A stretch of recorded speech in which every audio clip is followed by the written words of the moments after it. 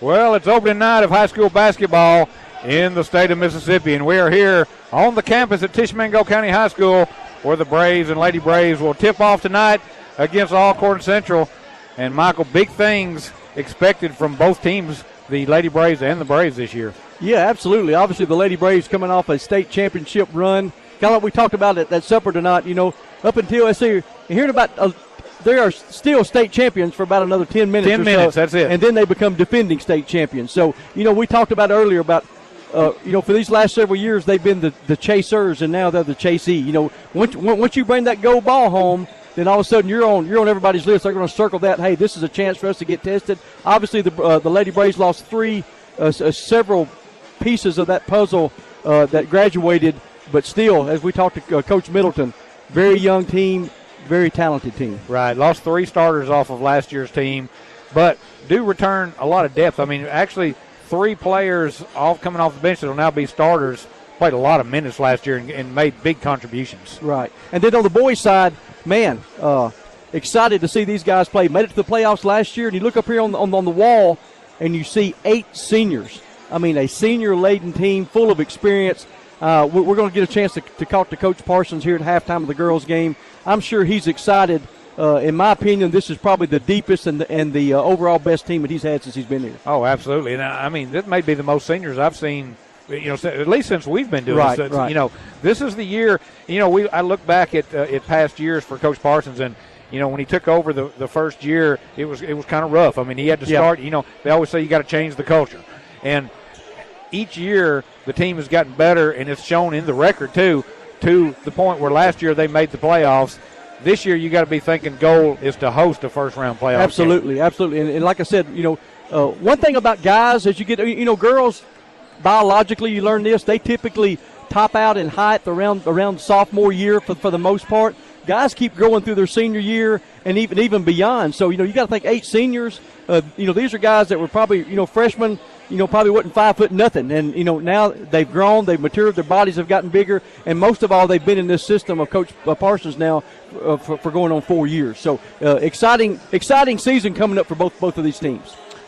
Well, we're still about, the clock, I thought the clock had stopped for a minute. We're still about 10 minutes away from tip-off, waiting for the Central to take the floor. Lady Braves already on the floor with their warm-ups. A couple of new things we've got. Of course, we're back. Everybody can tell. And it's not playoffs. Yeah, it's not playoffs. So we're going to be there. We're going to bring you all the home games this year. We're going to have a few road games, and then we will have division tournament, all the playoffs, all the way till hopefully when somebody hoists a gold ball. We hope it's us again. But we will be here all year, and as we're posing for pictures, so this is kind of hard to talk and pose for pictures. All right, we're good. When Randy shows up with the camera, that dude's a professional, buddy. You let him take your picture. Yeah, when he takes it twice, it makes me nervous. That's all you need. I don't know what that camera costs, but I don't want to break it. Anyway, back to the where we were talking about, Lady Braves this year are going to have, in years past, I think all the years we've done this, we always had some height. Yes. And this year we have no height. So it's going to be a different type of, like you said, it's a talented team. It's a quick team, very athletic team, a lot of shooters on the floor.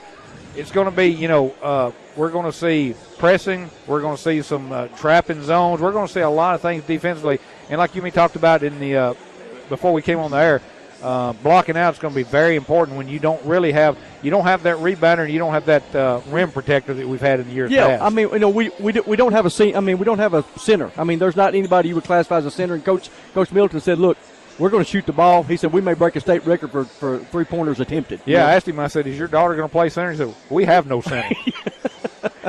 So we're going to see like 5 guards or 4 guards and 1 forward, but it's going to be a different look from what we have seen in years past from him and from all these teams. But, like you said, he said they're only going to get better as the year goes on. And, we've even seen some publications that you were telling me about where they already have the Lady Braves ranked as number 1 team in 4A. Right, exactly. Still, that's a lot of that carryover, just expectations about, hey, this team has been consistently good over the years.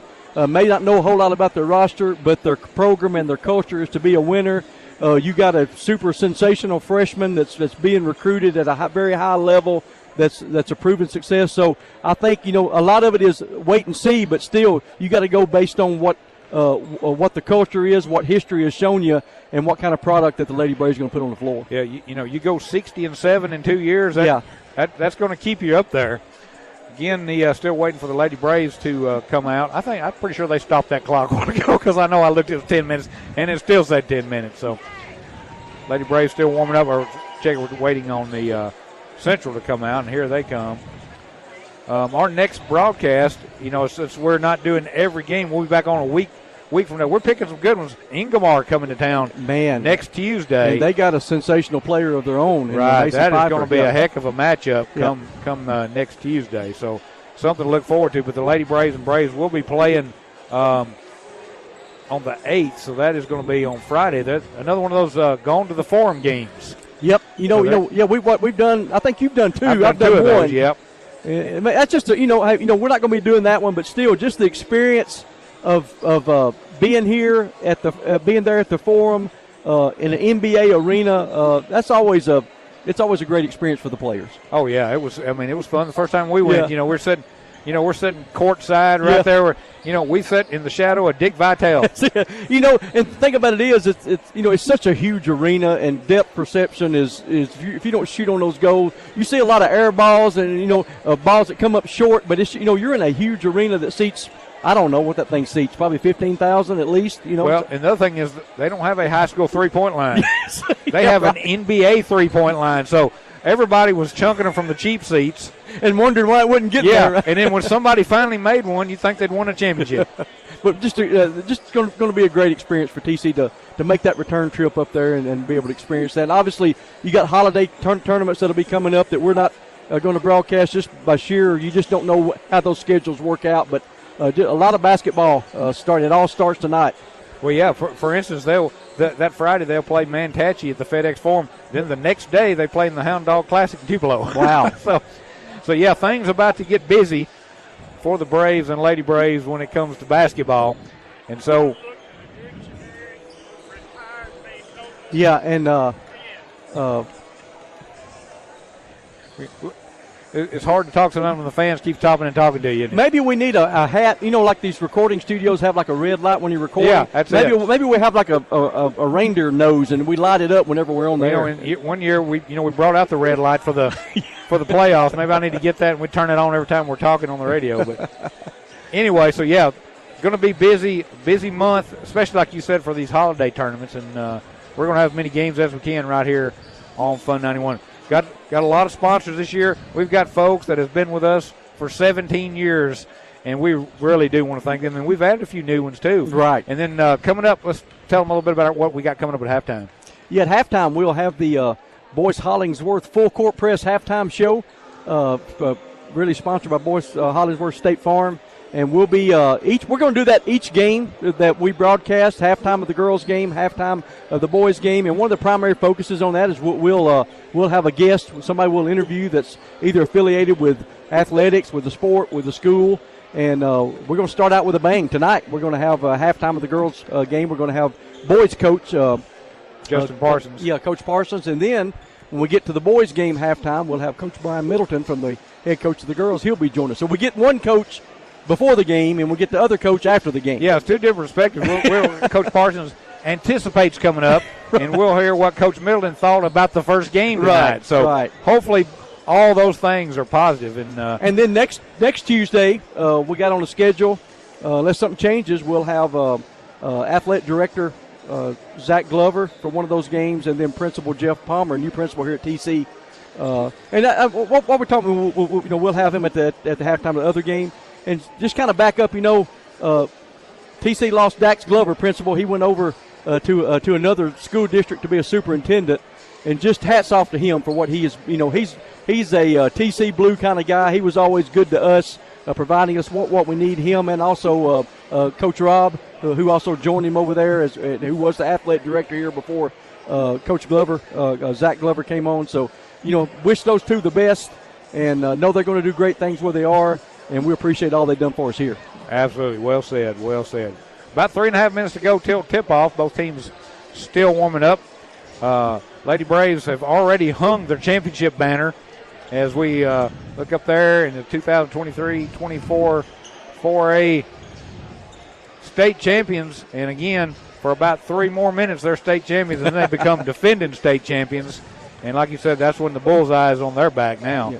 And be curious to see, like Brian said, or Coach Middleton say, a lot of young players, you want to see how they play when the lights are on. You know what I'm saying? I mean, right. It's one thing, I would say practice is practice, but games are games, and you want to see how these young players are going to play when it's a meaningful game. And they played in a jamboree, last week, but jamborees are tough because it's a very relaxed atmosphere. You got coaches that are just trying different combinations and doing different things, and you get some of those younger players a chance to be on the court playing somebody besides their own teammates. But still, this is really where the season starts. And Alcorn Central is no slouch team. They're a quality team. Unfortunately, they lost one of their better players in Brianna Quinn. Outstanding basketball player, outstanding volleyball player. She tore her ACL during volleyball. She's going to be out for the year. That's tough. I hate it for her. She's just a great girl. I know her personally. Great player, great athlete. But they'll be going without her this year. Again, about just under 2 minutes ago, we're going to try and keep it right here until we get ready for the national anthem, and we'll send it back for our first break of the day as both teams still warming up. Lady Braves winning 30 games last year. I think it's the first time in school history that a team won 30 that I can remember anyway. Yeah, as I look back at it. That's impressive on any level. Wow, yeah, and only losing 3 games. And they've only, like I said, they've only lost 7 games the last 2 years. That's just unbelievable. Yeah. And that, that speaks to what Coach Middleton and these girls have built. I can, as long as we've been doing this, I sit through many seasons of 4-win basketball, and some 4 and 25 teams, and it was rough. And from the time Coach Middleton took over, he always talked about you got to change the culture, you got to teach them how to win. And it was a process that started each year. They got better to the point where he has got now a force in girls basketball. And that's what we're talking about. We're starting to see that same thing with Coach Parsons with the boys team. Yes. It kind of started out the way Coach Middleton did with the girls, and just keep working up to where you finally make that first trip to the playoffs. And now you've got that senior-laden bunch for the boys coming in, and this should be something special for them hopefully this year too. Change the culture, change the expectations. Now fans, community, players, coaches, everybody expects to win.